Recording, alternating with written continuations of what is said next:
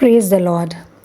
प्रभु के प्यारे लोगों, सबसे पहले मैं आपसे रिक्वेस्ट करना चाहती हूँ कि इस चैनल को सब्सक्राइब कीजिए, लाइक कीजिए और ज़्यादा से ज़्यादा शेयर कीजिए, क्योंकि ये चैनल बनाने की इच्छा हमारी नहीं थी, परंतु हमने ये चैनल स्टार्ट किया है प्रभु की इच्छा के अनुसार। काफ़ी समय से प्रभु हमें इस कार्य को करने के लिए तैयार कर रहे थे, लेकिन हमने थोड़ी देर कर दी इसको करने के लिए। परंतु परमेश्वर का धन्यवाद हो कि हमने उनकी आज्ञा को पालन करने के लिए हमने कार्य करना शुरू कर दिया है।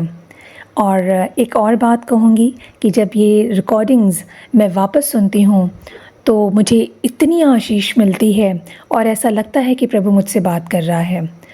और कुछ ऐसी सिचुएशंस में प्रभु मुझे इन वचनों के थ्रू बात करता है, तो जैसे मुझे आशीष मिलती है तो मैं समझती हूँ कि प्रभु के इन वचनों की ज़रूरत बहुत सारे लोगों को होगी।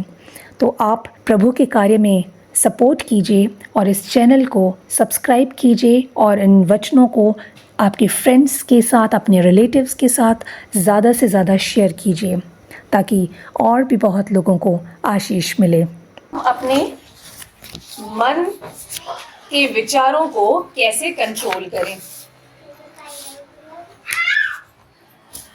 आइए देखते हैं। पहले इफिसियों का 4th चैप्टर, इफिसियों उसका 4 अध्याय उसका 23 पद।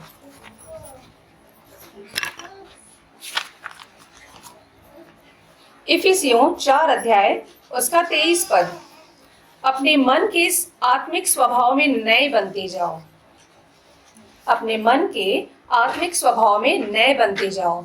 जब हम प्रभु के करीब आते हैं तो अपना मन हम प्रभु को देते हैं, लेकिन क्या उसका नयापन हम अपने अंदर लाते हैं? अगर हाँ, तो फिर ये सोच विचार कहाँ से आते हैं? ये सोचने वाली बात है। अगर हम अपना मन प्रभु को देते हैं तो हमारे अंदर इस तरह की बेकार की सोच विचार क्यों आते हैं, कैसे आते हैं?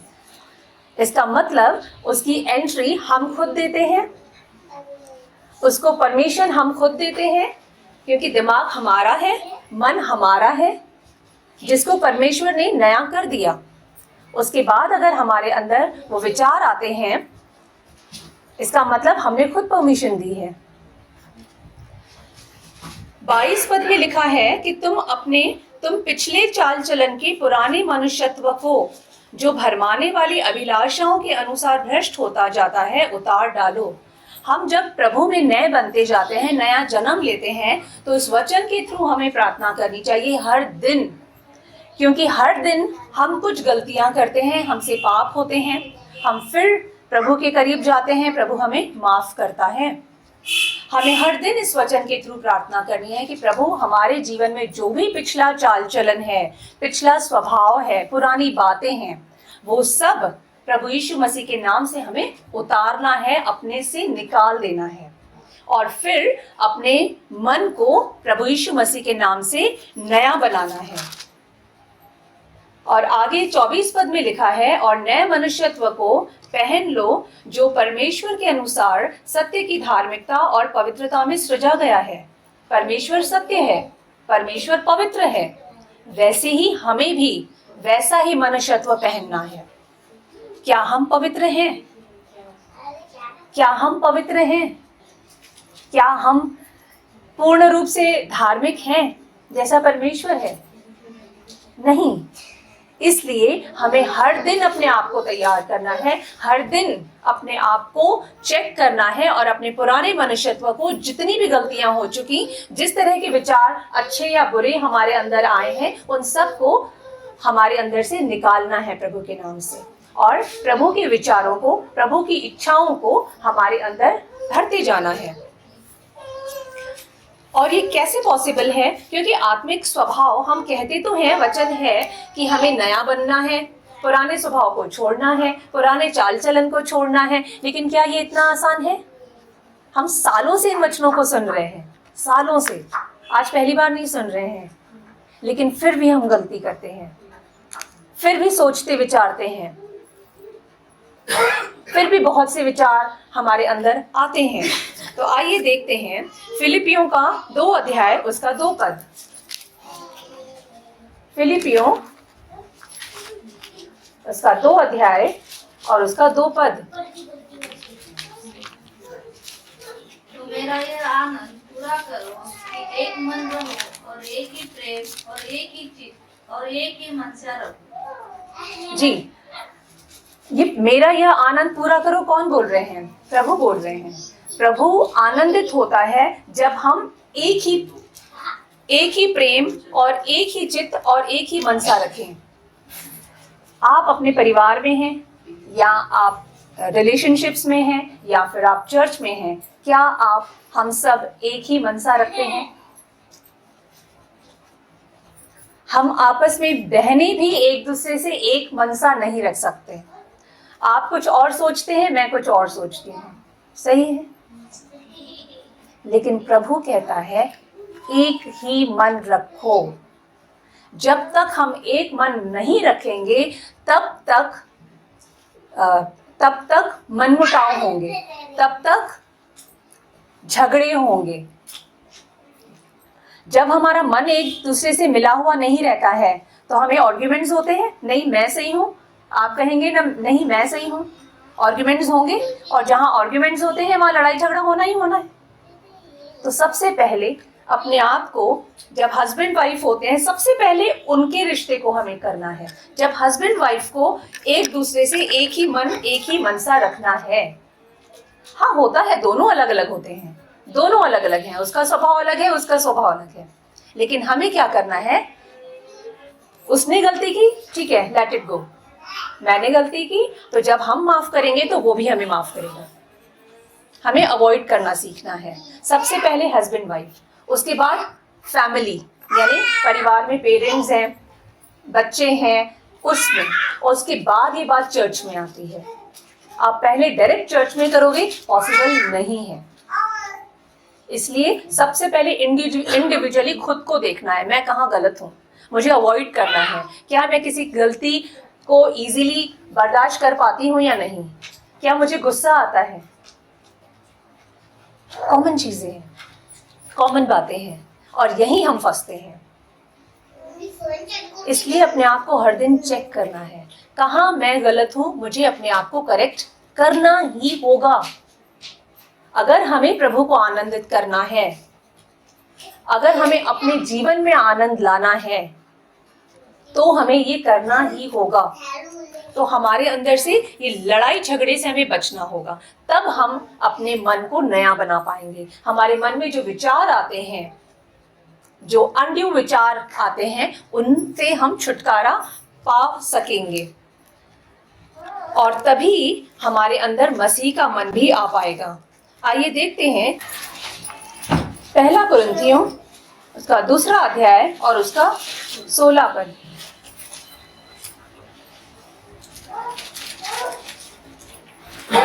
क्योंकि प्रभु का मन किसने जाना है कि उसे सिखलाए?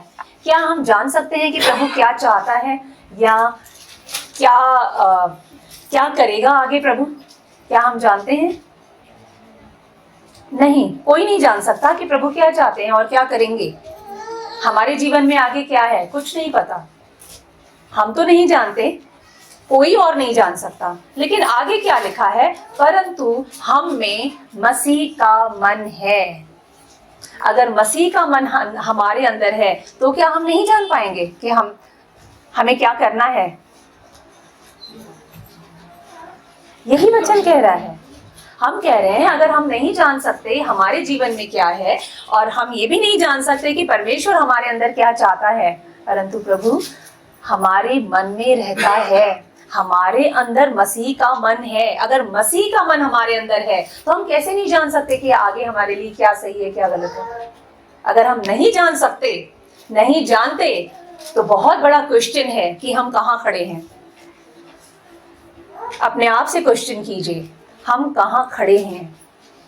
अगर हम नहीं जान सकते कि प्रभु हमसे क्या चाहता है, प्रभु आगे क्या करने वाले हैं, अगर हम ये नहीं जानते तो एक बहुत बड़ा क्वेश्चन है।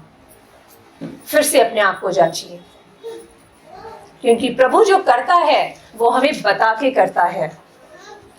प्रभु जो हमसे चाहता है वो हमें जरूर बताता है। हाँ, इस दुनिया की भीड़ में, बहुत सारे कामों के बीच में हम उसकी आवाज को नहीं सुन पाते। ये हो सकता है, ये हो सकता है। हम तभी नहीं सुन पाते, हम तभी नहीं जान पाते जब हम बहुत बिजी हैं, जब हम बहुत ज्यादा बिजी हैं। और बिजी हर इंसान है, एक छोटा सा बच्चा भी बिजी है। ये छोटा सा बच्चा यहाँ बैठा है, ये भी बहुत बिजी है। हमें अपने साथ बैठना होगा, हमें खुद के साथ बैठना होगा।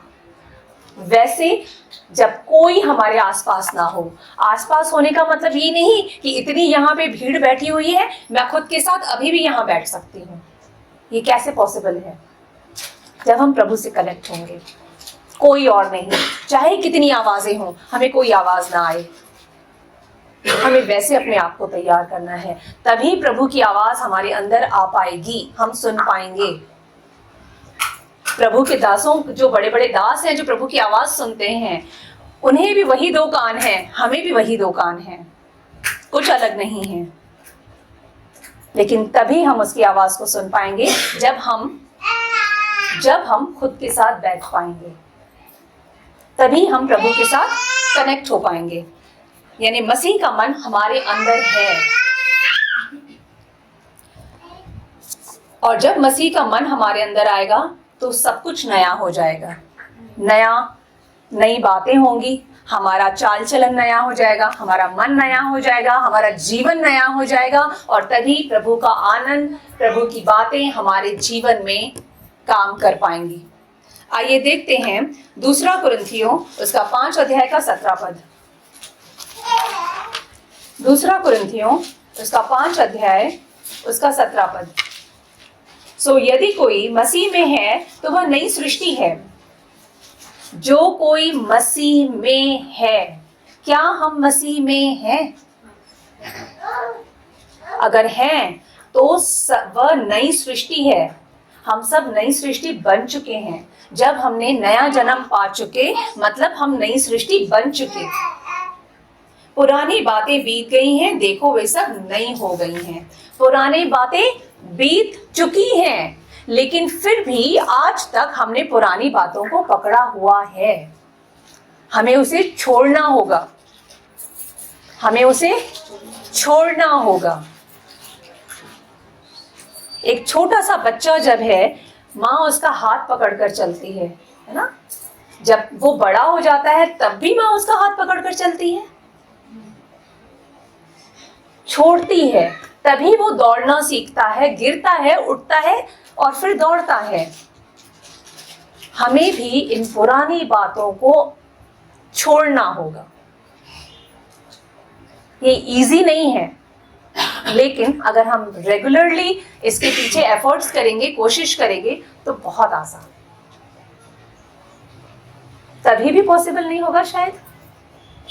कुछ क्वेश्चंस आ सकते हैं। बहुत लोगों ने मेहनत की है, इसके पीछे काम किया है, लेकिन फिर भी वापस पुरानी बातें आ जाती हैं। हाँ, कुछ दिन ना आए, हो सकता है 1 हफ्ता हम बहुत अच्छे हैं, लेकिन नेक्स्ट वीक हमारे अंदर कुछ ऐसी बातें आ जाए या कुछ ऐसी घटना हो जाए कि हमारे दिमाग में कुछ बुरे विचार आ जाए या कुछ गलत काम हमसे हो जाए। हो जाता है, सही है। तो क्या करना चाहिए? तब हमें पवित्र आत्मा की मदद लेनी चाहिए। प्रभु, मैं करके हार चुका या हार चुकी, अब मुझसे पॉसिबल नहीं है। वचन कहता है जो कुछ आपसे संभव नहीं है वो परमेश्वर से संभव है। प्रभु यीशु मसीह ने परमेश्वर का आत्मा, पवित्र आत्मा हमारे सहायता के लिए भेजा है। हमें उसकी हेल्प लेनी है। जब पवित्र आत्मा की हम हेल्प लेंगे तो सब कुछ आसान हो जाएगा। आपको सिर्फ अलर्ट रहना है, अवेयर रहना है, कहीं मुझसे गलती तो नहीं हो रही है। किसी से बात करने से पहले पॉज लेना है, सोचना है, मेरे मुंह से कोई गंदी बात नहीं निकलने पाए। वही बात निकले जिससे सुनने वालों पर अनुग्रह हो। आज सब एक दूसरे से नाराज होते हैं, इसीलिए फैमिलीज न्यूट्रल फैमिलीज होती जा रही हैं, और साथ में जो रिलेशंस जो पहले बहुत ज़्यादा बड़े बड़े फ्रेंड्स होते थे, बहुत बड़े ग्रुप्स होते थे, वो सब बहुत कम होते जा रहे हैं। इसने कुछ बुरा कहा, रहने दो, मेरी नहीं जमती, छोड़ दो।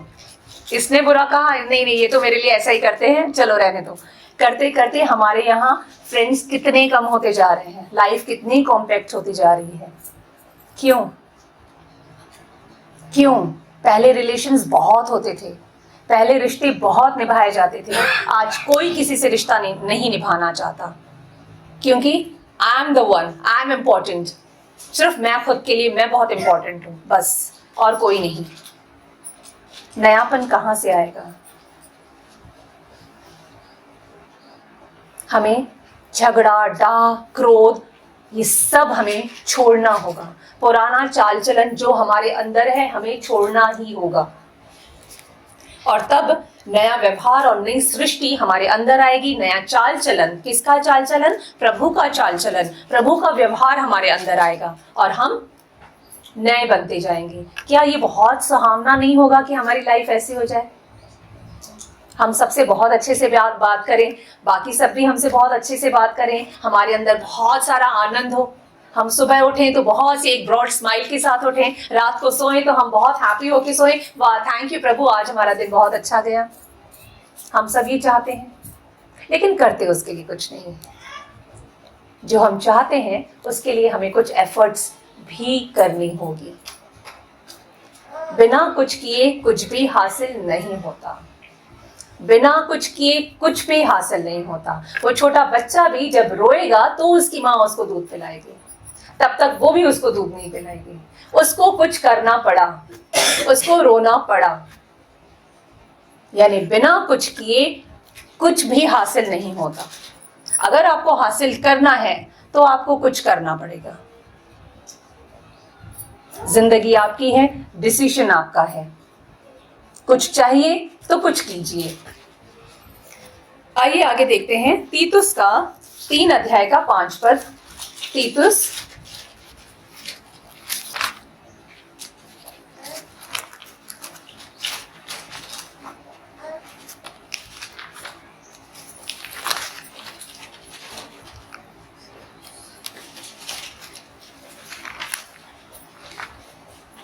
तो उसने हमारा उद्धार किया, और यह धर्म के कामों के अनुसार नहीं जो हमने आप किए, पर अपनी दया के अनुसार नए जन्म के स्नान और पवित्र आत्मा के हमें नया बनाने के द्वारा हुआ। यस, उसने हमारा उद्धार किया। हम उद्धार पा चुके हैं, ये हम सब जानते हैं। आगे लिखा है यह धर्म के कामों के कारण नहीं। ये हमें नहीं समझना है कि मेरा स्वभाव बहुत अच्छा है, मैं सबसे बहुत अच्छे से बात करती हूँ, मैं बहुत अच्छे काम करती हूँ, इसका मतलब मैं धर्मी हूँ। नहीं, ये है उसकी दया की वजह से, ये परमेश्वर का अनुग्रह है, और उसने अपने बेटे को कुर्बान किया ताकि हम बचाए जाएं, ताकि हम धर्मी ठहराए जाएं।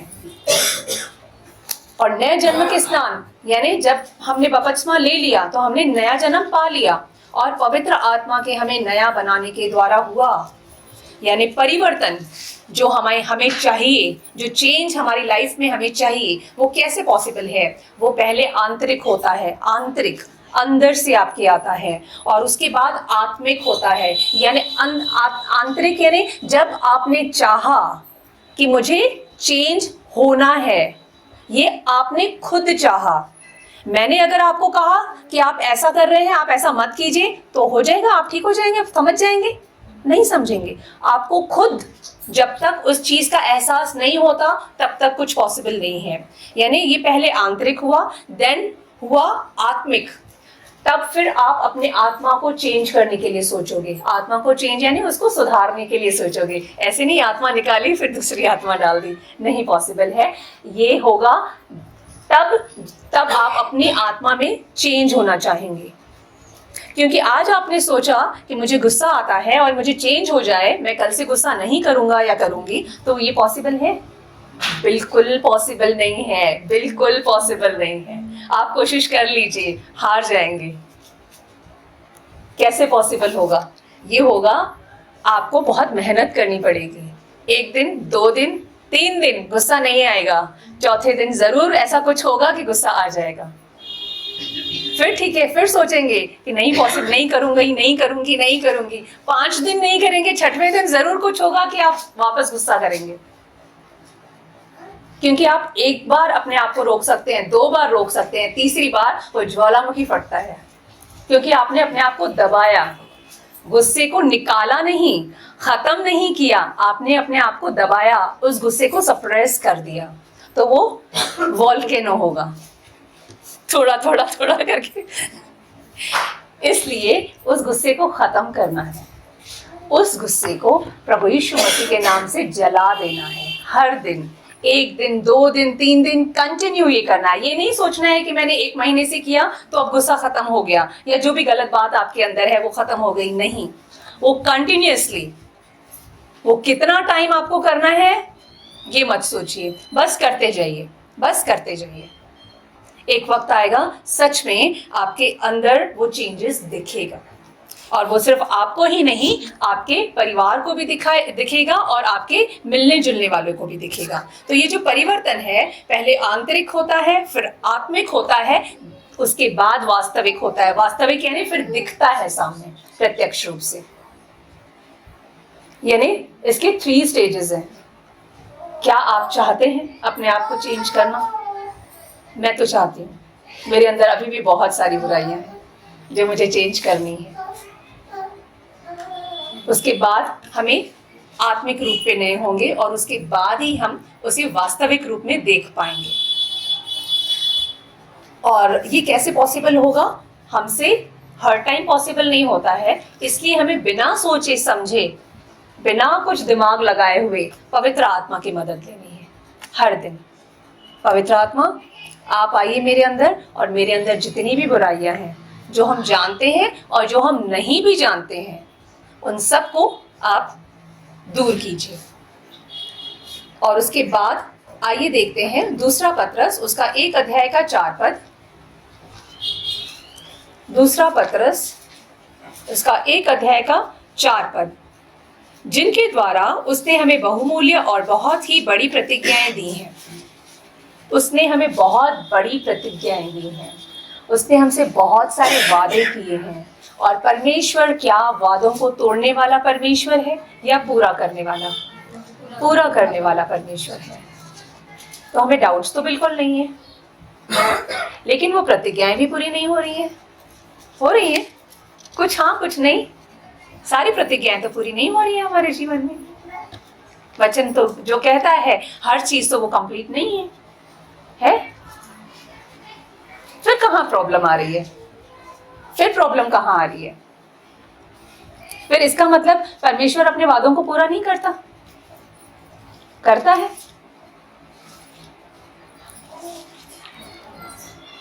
प्रॉब्लम कहाँ है?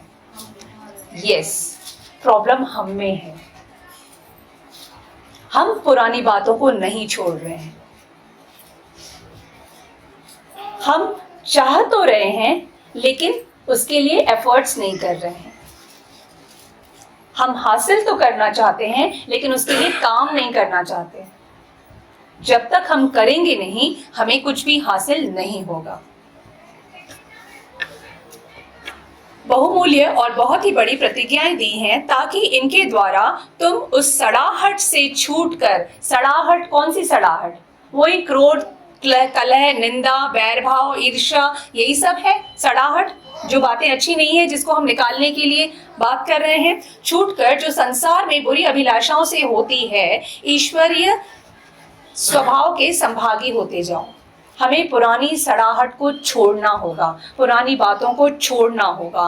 तब परमेश्वर ने जो बहुत ही बहुमूल्य और बड़ी बड़ी प्रतिज्ञाएं की हैं हमारे जीवन के लिए, वो पूरी होंगी।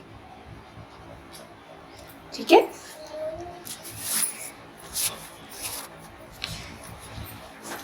परमेश्वर ने हमें सामर्थ दी है, और यूहन्ना 8 अध्याय के 32 पद में लिखा है कि परमेश्वर सत्य है और परमेश्वर ने हमें स्वतंत्र किया है।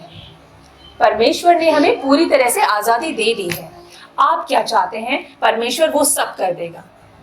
आप बुरा चाहते हैं किसी और के लिए, तो हाँ, किसी और का बुरा नहीं हो जाएगा, आपका जरूर बुरा होगा। इसलिए परमेश्वर ने आपको पूरी आजादी दी है, आपको क्या करना है, आप क्या चाहते हैं। अगर हम चाहते हैं प्रभु यीशु मसीह की तरह बनना, जीवन में आनंद, हमारे जीवन में आनंद होना, तरक्की होना, प्रभु के कार्य करना, तो ये कैसे पॉसिबल होगा? अगर हम जब चाहेंगे, हम उसके लिए जब मेहनत करेंगे। प्रभु ने हमें तो पूरी स्वतंत्रता दे दी है, पूरी आजादी दे दी है। हर एक विश्वासी स्वतंत्र है ताकि वह परमेश्वर की इच्छा को पूरी कर सके। किसकी इच्छा को? परमेश्वर की इच्छा को पूरी कर सके, अपनी इच्छा को नहीं। हमारी इच्छा तो क्या करती है? हमारी इच्छा क्या करती है? चलो आज हमारे पास 3 घंटे हैं, एक मूवी देख कर आते हैं। आज हमारे पास ज्यादा पैसे हैं, चलो फ्रेंड्स को पार्टी दे देते हैं। हमारी इच्छा तो ये करती है, लेकिन क्या ये सही है?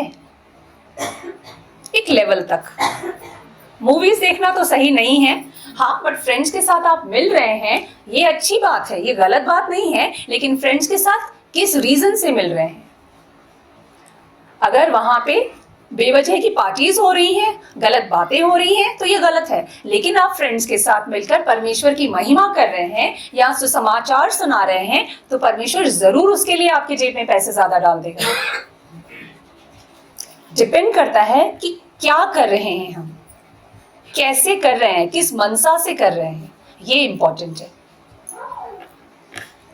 अभी तो हमें ये, जितना हम प्रभु में आगे बढ़ रहे हैं, हम कहीं पे भी जाते हैं तो ये सोच के जाते हैं, प्रभु मुझे वहां जाना तो है, पर प्रभु कृपा करना कि मैं कम से कम वहां पे आपका नाम ले सकूं और आपके लिए कुछ बता सकूं। परमेश्वर ऑटोमेटिकली गाइड करता है हमें।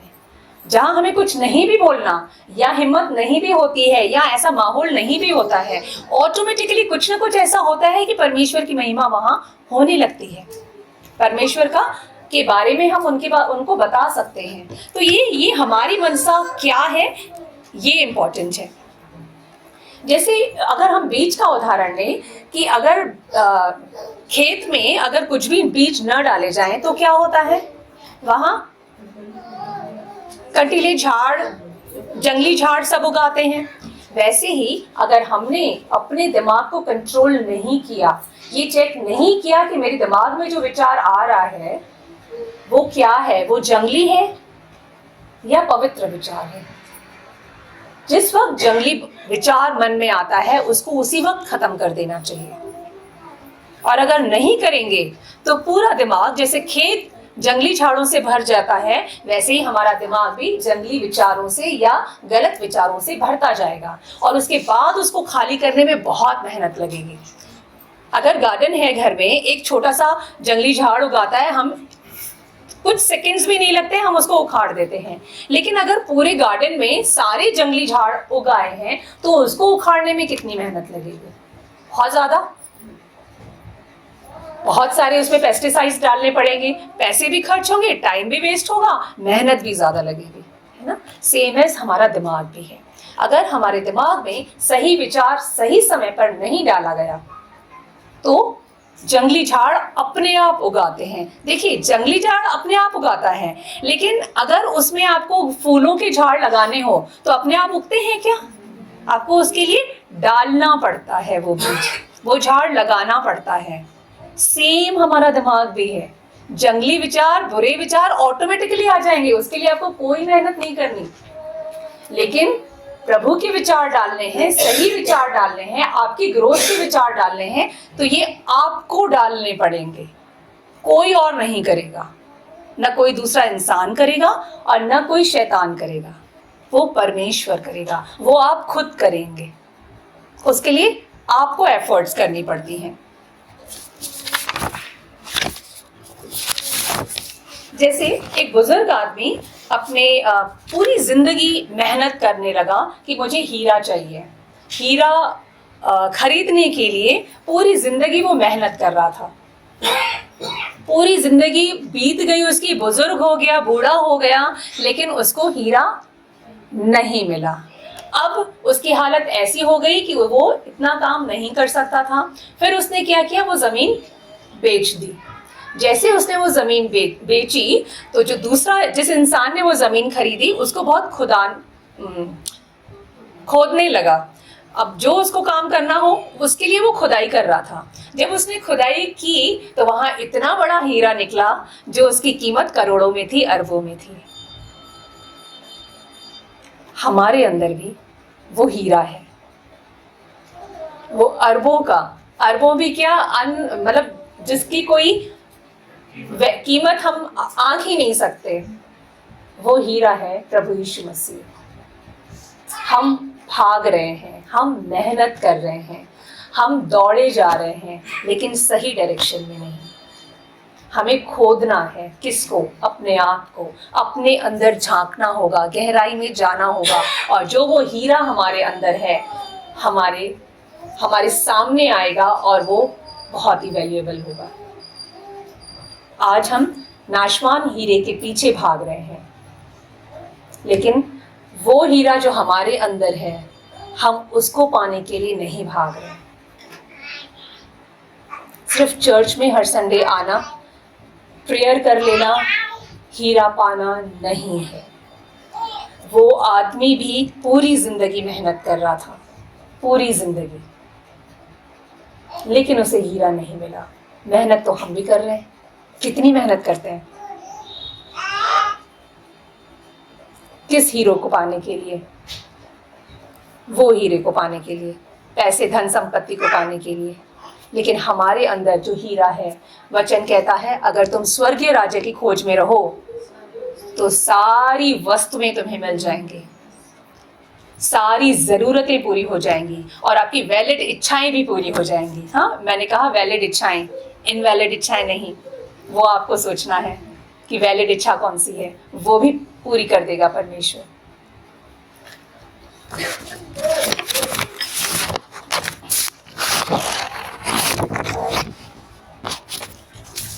और आपको इसके लिए क्या करना है? जो आप चाहते हैं, जो आप अपने अंदर चाहते हैं, अपने जीवन में चाहते हैं, वो आपको अपने मुंह से बोलना होगा। आप क्या चाहते हैं? ग्रोथ आपकी होनी चाहिए, सबसे पहले ये चाहते हैं। सांसारिक ग्रोथ भी चाहिए और आत्मिक ग्रोथ भी चाहिए, दोनों ग्रोथ चाहिए। सिर्फ आत्मिक ग्रोथ होगी तो चलेगा? सिर्फ आत्मिक ग्रोथ होगी तो चलेगा? भाई रोटी कपड़ा मकान भी चाहिए और अच्छा वाला चाहिए, सादा वाला नहीं चाहिए। पर उसके लिए पहले हमें आत्मिक ग्रोथ करनी होगी।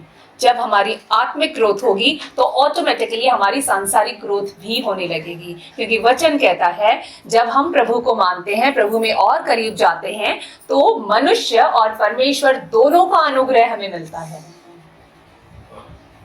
मनुष्य का भी अनुग्रह होता है और परमेश्वर का भी अनुग्रह होता है। हमें परमेश्वर के करीब जाना है, हमें अपने मन को नया बनाना है, तो हमें हर दिन अपने आप को पाक और साफ करके प्रभु के लहू से, और उसके बाद अपने लिए आशीष वचन बोलने हैं। आइए आज सब हम मेरे साथ बोलेंगे। मेरी बहुत ग्रोथ होगी, मैं आत्मा में बढ़ती रहूंगी, मुझ में, मेरे परिवार में कोई भी बंधनों में नहीं रहेगा। हम सबके परिवार उद्धार पाएंगे। मैं लेने वाला नहीं परंतु देने वाला बनूंगा। मेरे घर में किसी दवाई की कभी कोई जरूरत नहीं पड़ेगी। प्रभु यीशु मसीह के नाम से मैं चंगी हो जाऊंगी। मेरे सारे रिलेशंस बहुत अच्छे हैं। हम में प्रेम है, अंडरस्टैंडिंग है, यूनिटी है। हमारे चर्च में यूनिटी और प्रेम है। हम प्रभु यीशु मसीह के नाम से एक ही मन और एक ही चित्त से चलते हैं। मेरे अंदर आनंद और खुशी भरपूर है। प्रभु यीशु मसीह की सामर्थ और शक्ति से मैं भरपूर हूँ। और ये कैसे पॉसिबल है? ना तो बल से ना शक्ति से, पर तेरी आत्मा के द्वारा। ना तो बल से ना शक्ति से, पर तेरी आत्मा के द्वारा ये पहाड़ टल जाएगा, ये पहाड़ टल जाएगा, ये पहाड़ टल जाएगा तेरी आत्मा के द्वारा, तेरी आत्मा के द्वारा, तेरी आत्मा के द्वारा। हाँ, उसकी आत्मा से सब कुछ पॉसिबल है। उसकी आत्मा से अपने आप को भरते जाना है और हर दिन अपने आप को नया बनाना है, पुराने चाल चलन को छोड़ देना है। तभी हम प्रभु के हिसाब से चल पाएंगे और जब हम प्रभु के हिसाब से चलेंगे तो उसका जीवन हमारे अंदर बहुत आयत से होगा। हम फलेंगे, फूलेंगे और पृथ्वी में भर जाएंगे जैसे प्रभु की प्रतिज्ञा है। आमीन।